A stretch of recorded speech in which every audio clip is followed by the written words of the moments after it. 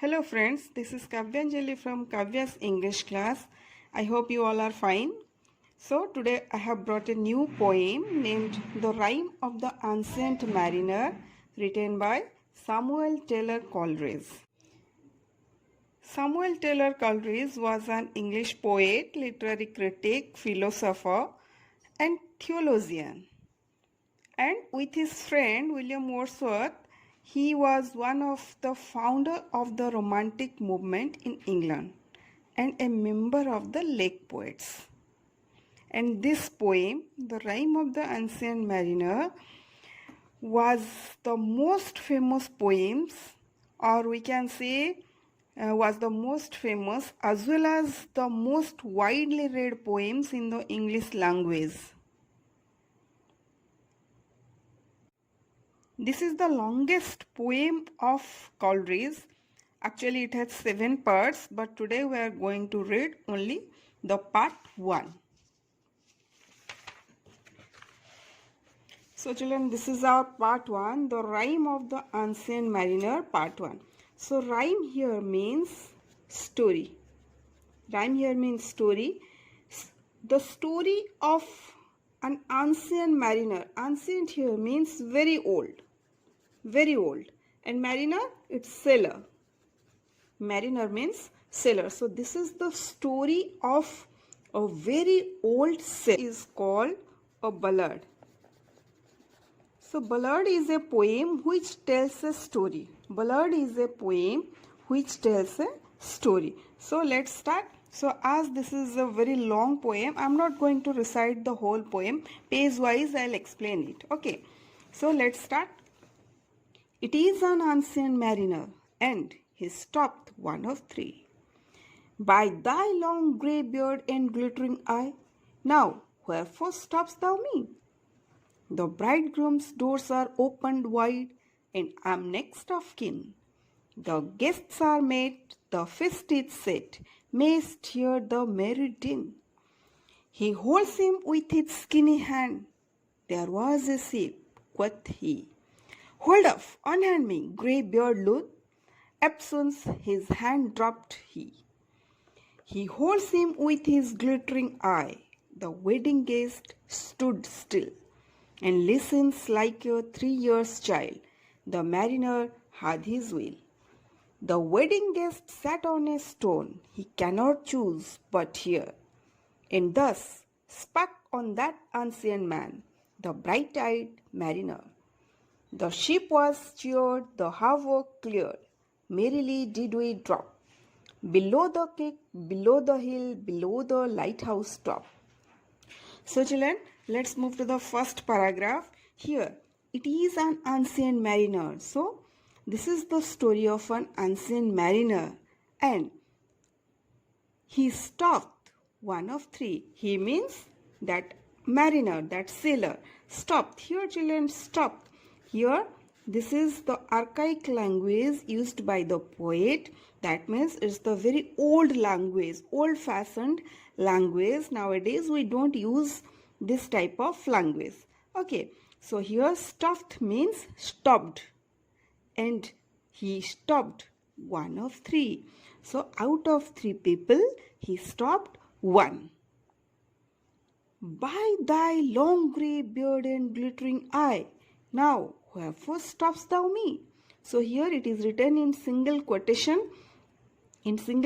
mark, that is by thy here also the archaic language, here stopp'st, here thou. So these are the archaic language. Okay, so what that man responded when the ancient mariner, when the sailor, the old sailor stopped one of 3 men.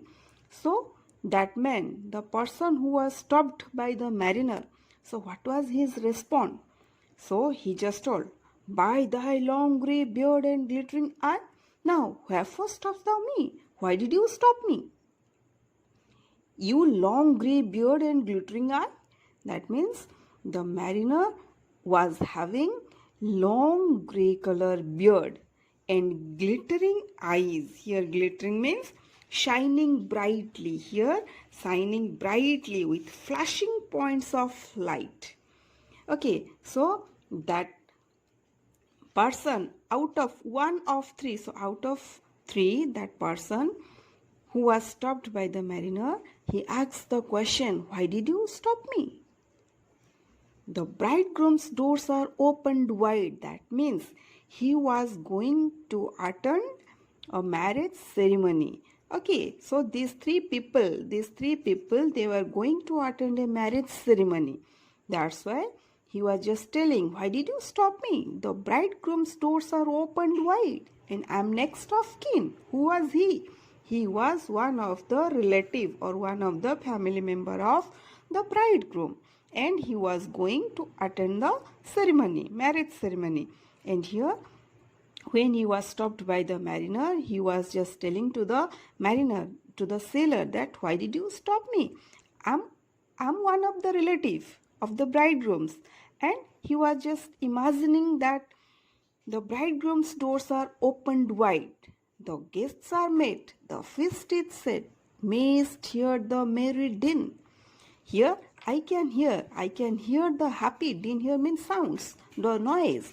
So I can, the one of the wedding guest out of three, one of them who was the wedding guest, he was just imagining, when he was stopped by the sailor, he was just imagining that this is the time the bridegroom's doors must have been opened and the guests must have been met and the feast must have been started, and I can hear the happy sounds, the happy noises created by the children, and we can enjoy.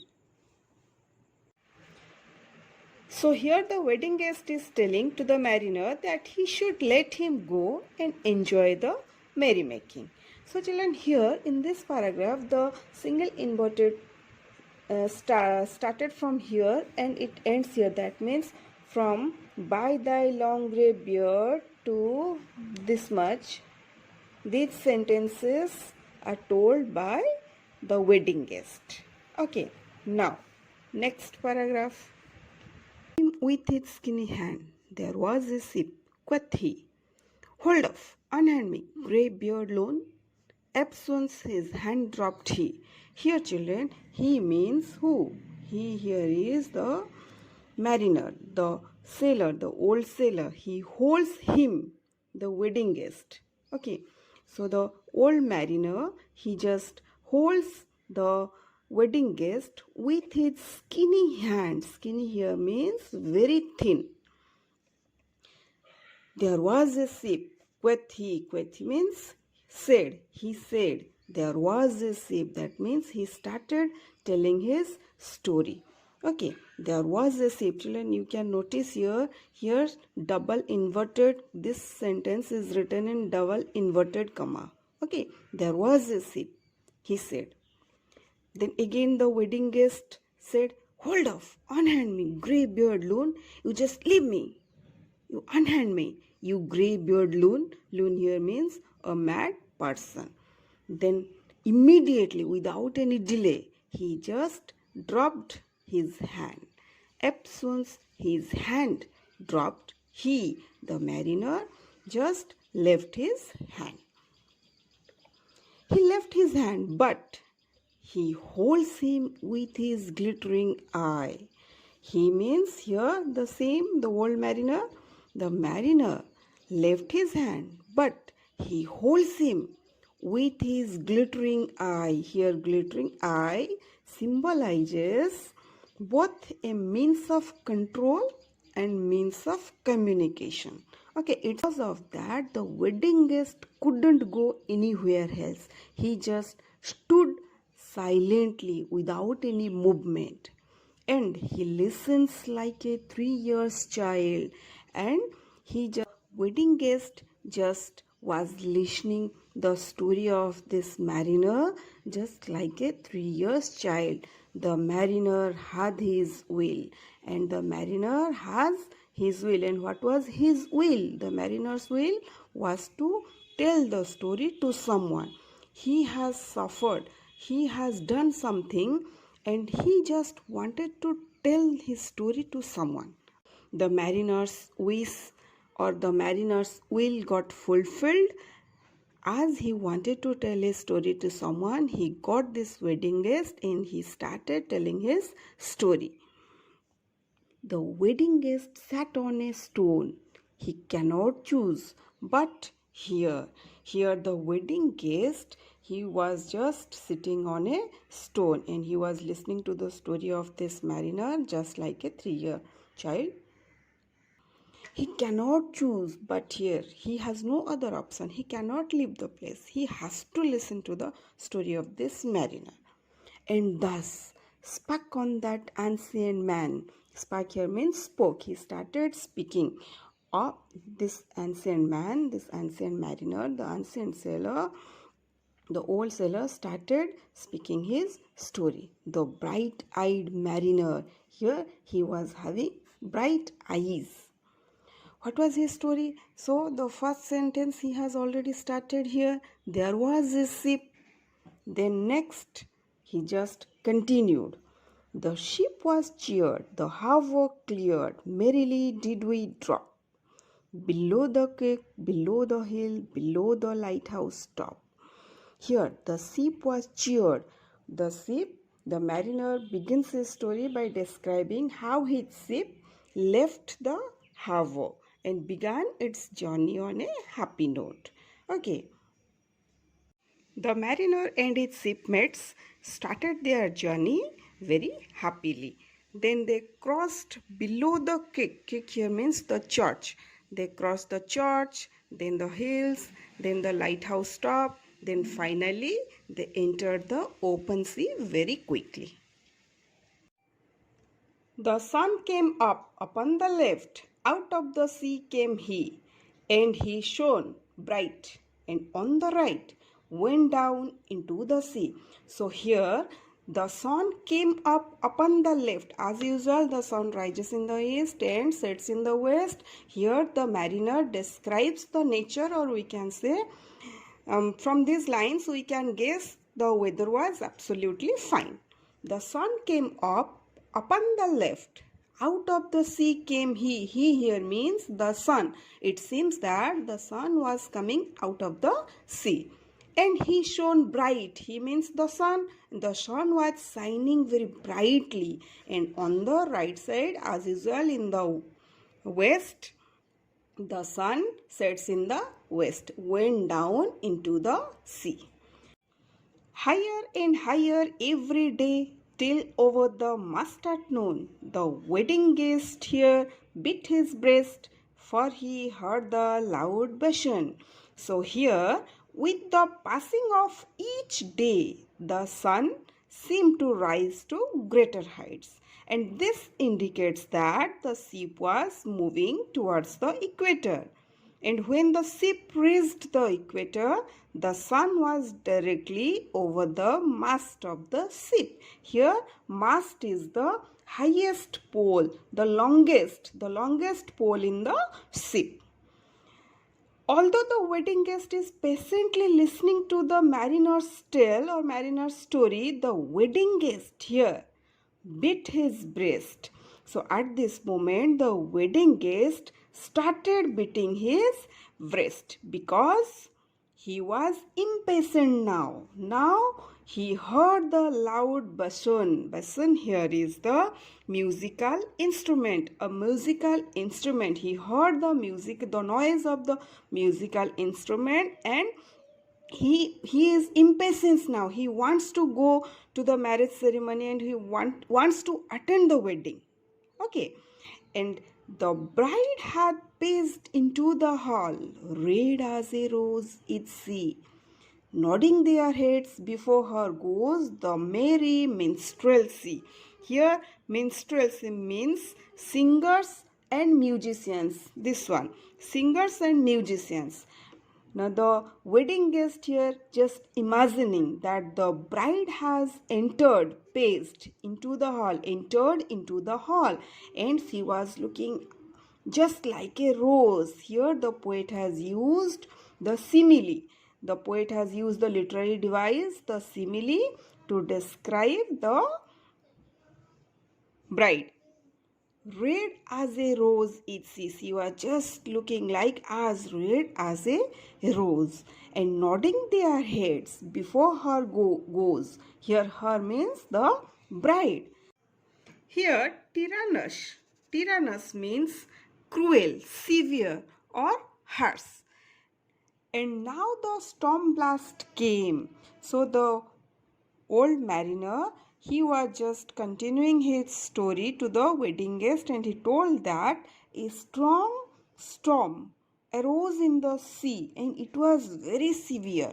It was very severe and powerful storm, and the ship was forcibly thrown off its course and driven towards the south pole. And it was tyrannous and strong. He struck with his overtaking wings. He here means the storm. Here the poet has used the personification. Here the poet has used the literary device, that is personification. That means the human qualities of being tyrannous and strong have been used to describe the storm. That's why he has used, and this is called personification. He struck with his overtaking wings and chased us south along. So here the storm has been compared to a bird of prey, or we can say a winged monster which chases and pounces on the ship just like the bird does on its prey. With sloping mast and dipping prow, as who pursued with yell and blow, still treads the shadow of his foe, and forward bends his head. The ship drove fast, loud roared the blast, and southward ye we fled. Here, prow means the front part of the ship. And mast, as you know, is the longest pole of the ship. So in these lines, the mariner is describing that the ship was caught in the storm, and it was bent forward by the force of the wind. Going up and down the waves, its forepart was often submerged into the water. And who pursued with yell and blow? Who pursued? The storm. Pursued here means chased. The storm chased with yell and blow, with roaring sound. So the storm was chasing with yell and blow, the roaring sound of the foe here means the enemy. Okay, so here the poet compares the ship with a man being chased by an enemy who is shouting and pursuing with all its force. So just like a man running fast bends his head forward, the front part of the ship was also bent forward. So the mariner further said that the enemy was so close that his shadow was falling on the person being chased. And who was that person? So that person was the ship. Okay, the poet has compared the ship with a person. The ship drove fast, loud roared the blast, and southward ye we fled. We here means the mariner and his shipmates and all other shipmates. Okay, here the storm continued to blow, and it carried away the ship towards the south pole. Okay. And now there came both mist and snow, and it grew wondrous cold, and ice mast high came floating by, as green as emerald. Now the ship reached a land where there was a lot of mist and snow, and it grew very cold. It grew wondrous cold means the land was very cold, and ice mast high. How large the icebergs were? So the icebergs were just as large as the mast. And ice mast high. Icebergs as high as the mast of the ship were floating here and there, came floating by.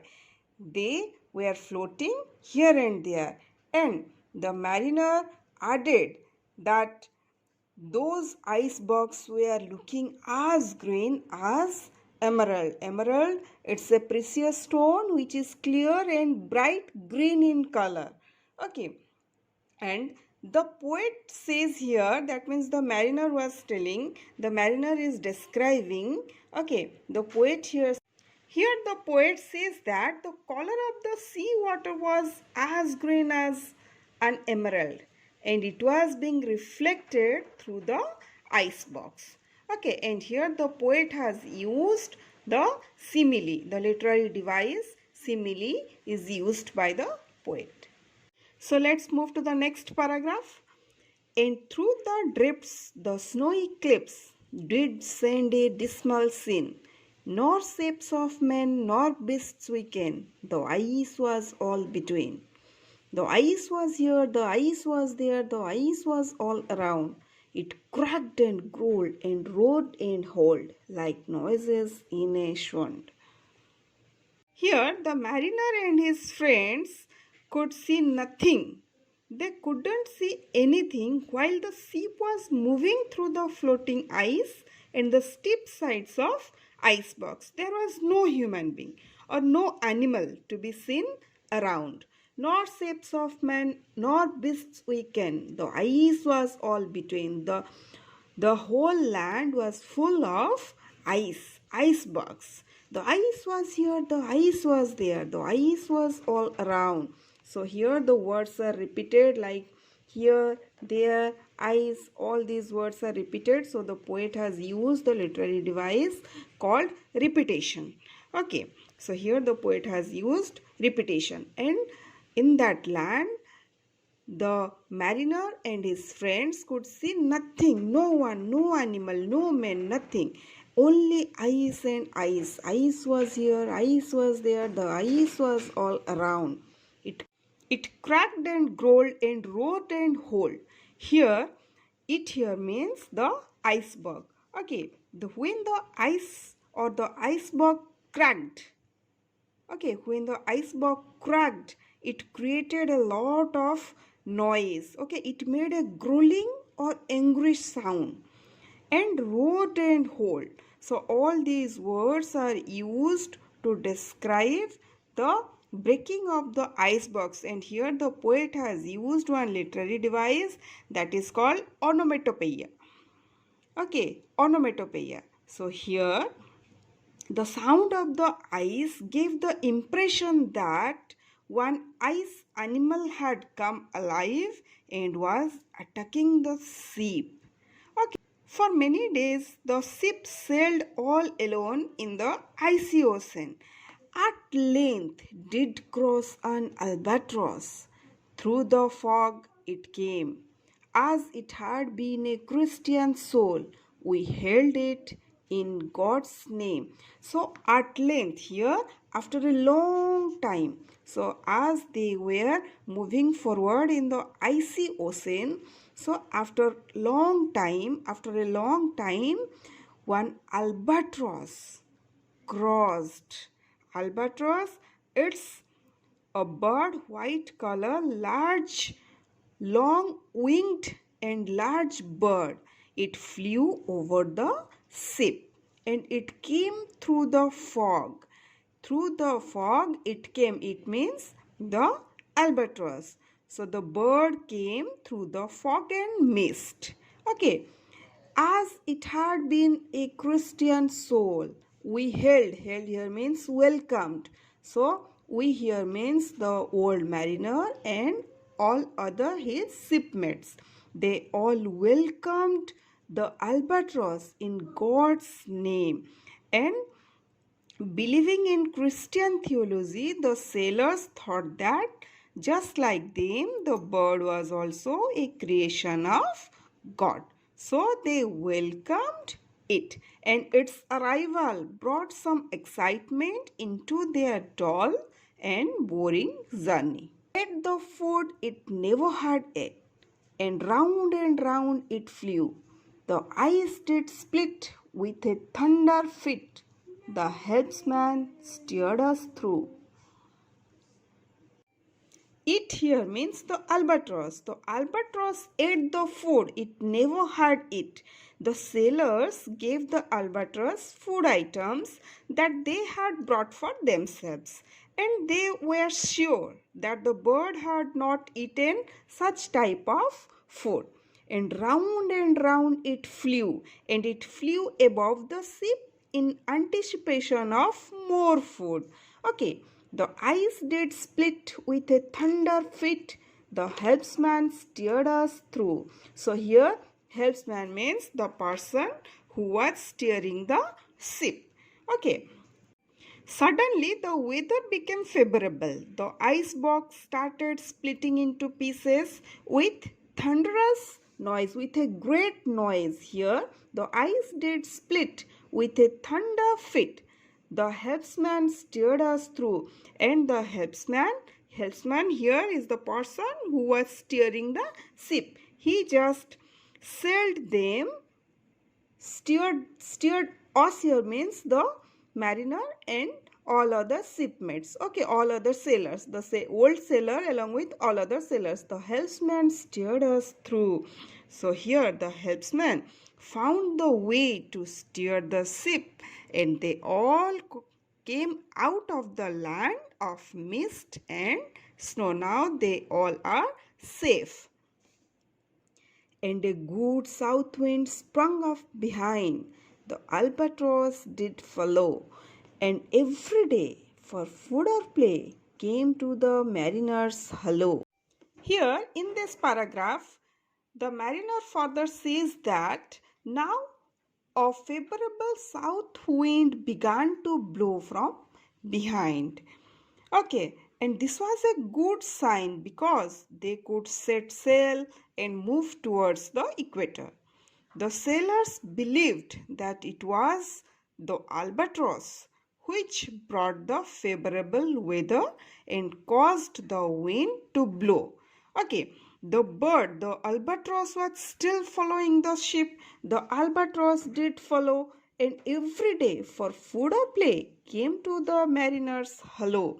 Hollo here means call or shout. Okay, the albatross was still following the ship, and every day it was coming for food or to play with the mariners. Okay, when the mariner was culling it. In mist or cloud, on mast or shroud, it paused for vespers 9, whilst all the night through fog smoke white glimmered the white moonshine. So here it doesn't matter how the weather is, whether it's the daytime or night time. Okay, but the albatross was coming every day. Whether it was a misty or a cloudy day, the albatross sat on the mast or ropes. Okay, here shroud means sail. Okay, here the albatross sat on the mast or ropes, tying the sails for 9 days continuously.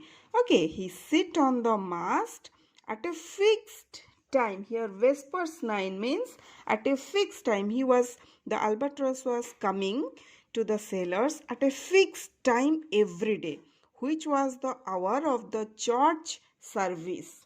Okay. All this while the pale light of the moon would shine dimly through the fog. Glimmered the white moonshine. Here that means the pale light of the moon was shining dimly through the fog.